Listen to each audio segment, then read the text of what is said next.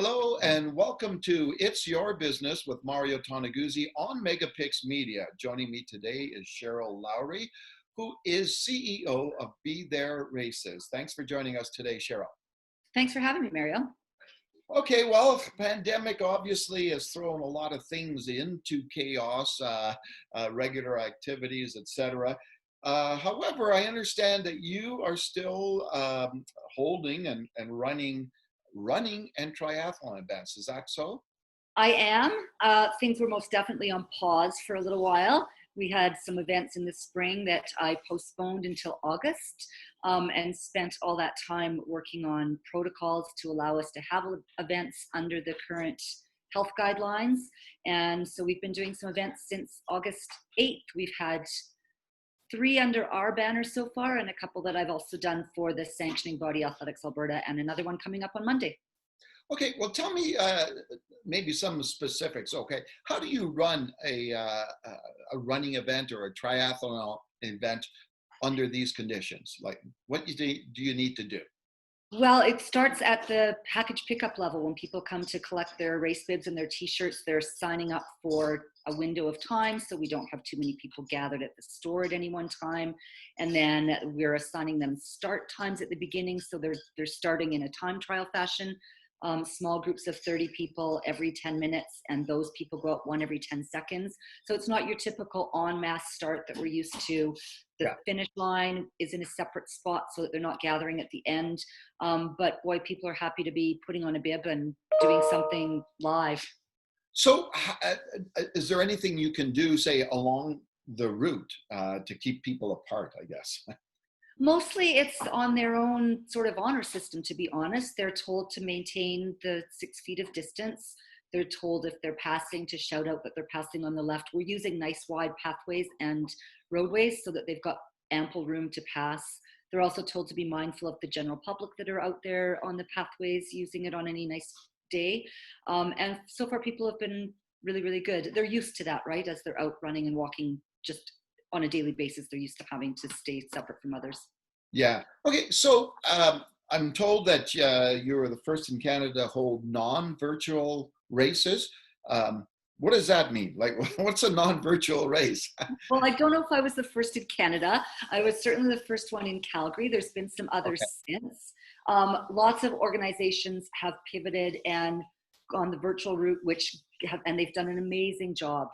Some people had to pivot with 36 hours of notice, and they've really, really done a great job.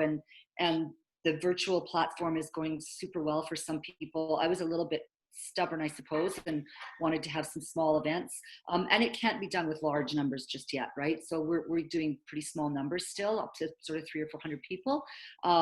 But it means that they're there in person at the same start line on the same day, getting timed on the same course, versus the virtual ones where they have a window of time where they go out and run their 5K or their 10K, report their times in, and then they get their shirts and medals. They either collect them or get them sent to them. Oh, okay then. Uh, what about, I guess, the popularity of running in triathlon now? Do you see a renewed interest, so to speak? Because it seems a lot of people, are staying away from the indoor physical activities and exercise, and maybe more going out towards outdoors simply because of pandemic. Are you noticing that? Well, certainly just from an anecdotal perspective where we live, we're very close to the pathway system. We're on a bit of a connector road. And my goodness, at the beginning when we were all in lockdown, our street was like a pedestrian freeway of people being out there, because there wasn't many cars and they were just all walking and running. And it's amazing to see because there's so many families and people out. We've had young people come to the races. We had a family with a 3 and 5-year-old last weekend or a couple weekends ago. So is it renewed the competition of running? I'm not certain. But there's certainly a lot of people out there on the pathways and roadways. It'll be interesting when the weather changes to see how people shift or whether they stay outdoors. Yeah. What about what you have upcoming? What events are in the near future? We've got a little run on Monday morning, Thanksgiving morning, that my friend and colleague at Strides Running Store, Jeremy, and I concocted, we're calling it the leftover run. And it's our way of getting rid of leftover t-shirts and medals in our garages. So it's got a really low price point, people getting leftover shirts and medals, but they're going for a 5 or 10K run. Our next sort of big one is called the Wintergreen Ekiden Relay, usually held in Banff, but Banff isn't allowing any events. So this is a 5-person running relay at the Wintergreen Golf Course on October the 17th. Great corporate event, lots of corporate teams, good team building events. So in total, they're running 38K, but 5 people are doing it around the golf course and over what used to be a ski hill. So that one's going to be fun. And then our next one is a half marathon and 10K on November 8th. Okay, then, super. All right, super. I appreciate you joining us today, Cheryl. Thank you, Mario.